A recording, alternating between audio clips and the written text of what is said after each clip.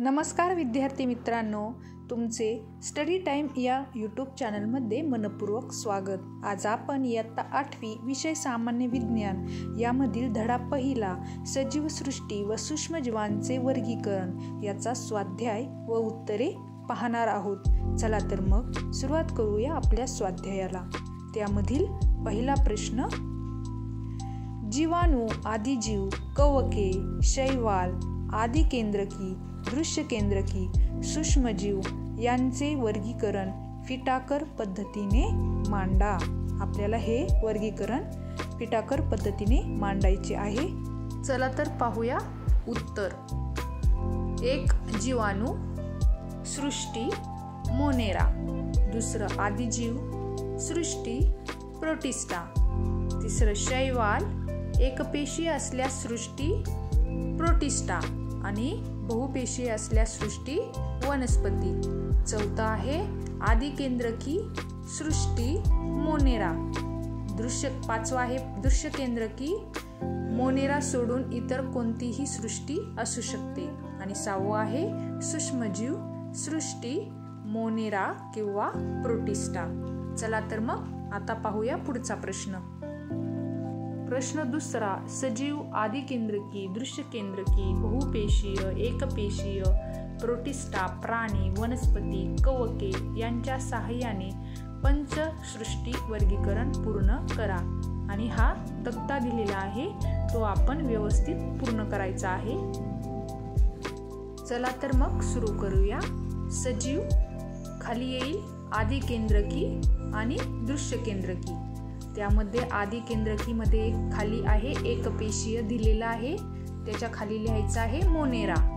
आणि दृश्य केंद्रकीमध्ये एकपेशीय आणि बहुपेशीय।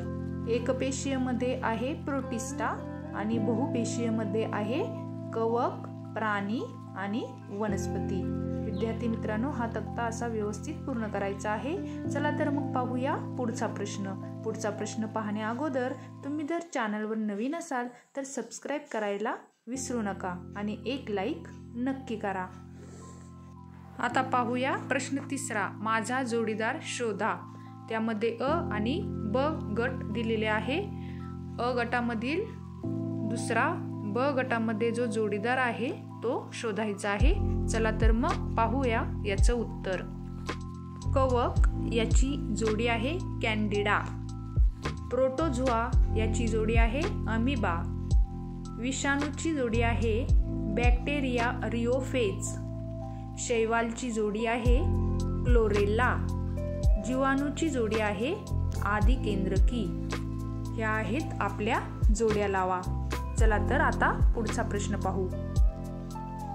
प्रश्न चौथा, दिलेली विधाने चुकी बरोबर ते लिहून त्यांचे स्पष्टीकरण लिहा।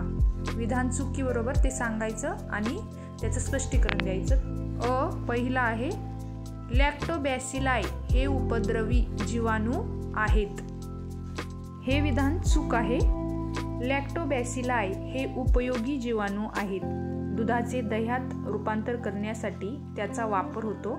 शिवाय इतरही दुग्धजन्य पदार्थ तयार करण्यासाठी लॅक्टोबॅसिलाई याचा उपयोग होतो। तसेच किण्वन प्रक्रियेतही याचा उपयोग होतो। म्हणजेच हे उपयोगी जीवाणू आहे। हे आहे याचं स्पष्टीकरण। आता पाहूया पुढचा आ। कवकांची पेशी भित्तिका कायटिन पासून बनलेली असते। हे विधान बरोबर आहे। याचं स्पष्टीकरण पाहूया। वनस्पतीच्या पेशींची पेशी भित्तिका सेल्युलोज पासून बनलेली असते, मात्र कवकांची पेशी भित्तिका कायटिन या जटिल शर्करापासून बनलेली असते। चला तर आता पाहूया पुढचं विधान। अमिबा छद्मपादाच्या सहाय्याने हालचाल करतो। हे विधान बरोबर आहे। स्पष्टीकरण पाहूया। अमिबाच्या शरीराच्या काही भागातून अस्थिर भाग निघू लागतात, त्यांनाच छद्मपाद म्हणजेच नकली पाय असे म्हणतात। हा छद्मपाद ज्या दिशेने निघाला त्या दिशेने संपूर्ण पेशीद्रव्य हळूहळू तेथे जमा व्हायला लागते। अशा प्रकारे अमिबा एका जागेवरून दुसऱ्या जागेवर हालचाल करतो। आता पाहूया पुढचा प्रश्न। प्लास्मोडियममुळे अमांश होतो। हे विधान चुकी बरोबर ते पाहूया. हे विधान चूक आहे. प्लास्मोडियममुळे मलेरिया होतो, तर एंटामिबा हिस्टोलिटिकामुळे अमांश होतो. हे आहे याचं स्पष्टीकरण. आता पाहूया आपण पुढचा प्रश्न. टोमॅटो विल्ट हा जीवाणूजन्य रोग आहे. हे विधान चूक आहे. टोमॅटो विल्ट हा विषाणूजन्य रोग आहे. या रोगांचे विषाणू वनस्पतीच्या पेशींनाच संसर्ग करतात. हे आहे याचं स्पष्टीकरण. आता पाहूया पुढचा प्रश्न. प्रश्न 5वा आहे. उत्तरे लिहा. त्यामधील अ आहे फिटाकर वर्गीकरण पद्धतीचे फायदे सांगा. आपण याचं उत्तर पाहूया. त्याआधी एक लाईक नक्की करा आणि आपल्या मित्रमैत्रिणींना शेअर करायलाही विसरू नका. उत्तर 1. अतिशय शास्त्रीय पायावर आधारित वर्गीकरण आहे. दुसरं, आदिकेंद्रकी सजीव इतर सजीवांपेक्षा निराळे असतात, म्हणून आदिकेंद्रकी सजीवांना निराळ्या गटात समाविष्ट करण्यात आले आहे. तिसरं आहे सर्व एकपेशीय दृश्यकेंद्रकी सजीवांचा समावेश प्रोटिस्टा या सृष्टीत केल्यामुळे युग्लिनासारख्या वादग्रस्त एकपेशीय सजीवाचे नेमके वर्गीकरण करता आले. चौथा फायदा आहे कवक या वर्गाचे पोषण मृतोपजीवी असल्याने त्याचा समावेश स्वतंत्र सृष्टीत करण्यात आला आहे. आणि 5वा आहे पंचसृष्टी वर्गीकरणानुसार पोषण पद्धती, पेशी संघटन, जीवन पद्धती आणि वर्गानुवंशिक संबंध या बाबी लक्षात घेतल्या जातात. यामुळे फिटाकर यांनी मांडलेली पंचसृष्टी वर्गीकरण पद्धती ही अचूक ठरते. आता पाहूया पुढचा प्रश्न.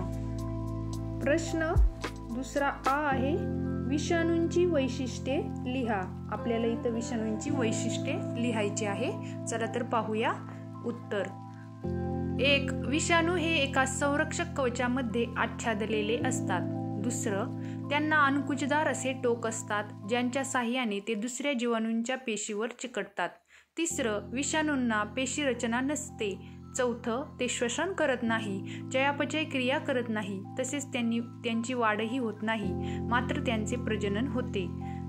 5वं, विषाणू वनस्पती व प्राण्यांच्या जिवंत पेशीतच सक्रिय असतात, तर पेशीबाहेर ते सक्रिय नसतात.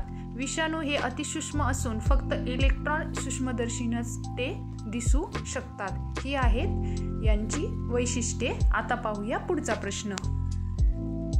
ई आहे कवकांचे पोषण कसे होते आणि याचं उत्तर आहे बहुसंख्य कवकातील पोषण पद्धती मृतोपजीवी आहे. प्राण्यांच्या आणि वनस्पतींच्या कुजलेल्या कार्बनी पदार्थावर कवके जगतात. कार्बनी पदार्थापासून अन्न शोषण करून त्यांचे पोषण होते. चला तर आता पाहूया पुढचा प्रश्न.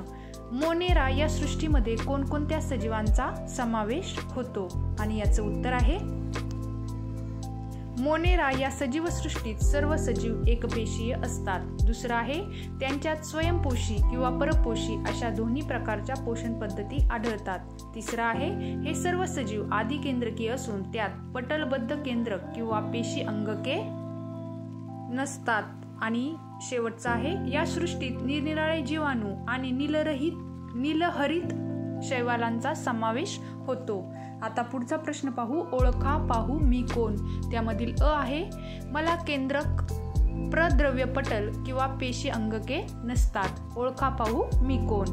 याचं उत्तर आहे मोनोरामधील सजीव. दुसरं पाहूया मला केंद्रक प्रद्रव्य पटल युक्त पेशी अंगके असतात. ओळखा पाहू मी कोण. आणि याचं उत्तर आहे प्रोटिस्टामधील आदिजीव. आता पुढचं तिसरं पाहूया मी कुजलेल्या कार्बनी पदार्थावर जगते. आणि याचं उत्तर आहे बुरशी किंवा कवकाचा एक प्रकार. पुढचं आहे माझे प्रजनन बहुधा द्विखंडनाने होते. याचं उत्तर जीवाणू काही आदिजीव. पुढचं आहे मी माझ्यासारखी प्रतिकृती निर्माण करतो. आणि याचं उत्तर आहे विषाणू. शेवटचं पाहूया माझे शरीर निरावयवी आहे व मी हिरव्या रंगाचा आहे. याचं उत्तर आहे शैवाल. ही झाली याची उत्तरे. आता प्रश्न 7वा पाहूया. अचूक आकृत्या काढून नावे द्या. येथे आकृत्या दिल्या आहेत त्या आपल्याला काढून त्यांना नावे द्यायची आहेत. येथे आपल्याला ह्या आकृत्या दिलेल्या आहेत. जीवाणूंचे विविध प्रकार. ही अशी आकृती काढून त्याला नावं द्यायची आहे. दुसरी आहे पॅरामेशियम. याला पण मोठे केंद्रक छोटे केंद्रक असं नाव द्यायचं आहे. तिसरी आहे बॅक्टेरियोफेज. ही आकृती अशा प्रकारे काढून त्याला नाव द्यायचं आहे. आपण पुस्तकात पाहूनही या आकृत्या काढू शकतो. आपल्या पाठ्यपुस्तकातही या आकृत्या दिलेल्या आहेत. आता पाहूया शेवटचा प्रश्न. आकारानुसार पुढील नावे चढत्या क्रमाने लिहा. जीवाणू, कवक, विषाणू आणि शैवाल. याचा आपण चढता क्रम लिहूया. विषाणू, जीवाणू, कवक आणि शैवाल हे आहे याचं उत्तर. चला तर विद्यार्थी मित्रांनो, आपण येथेच थांबू.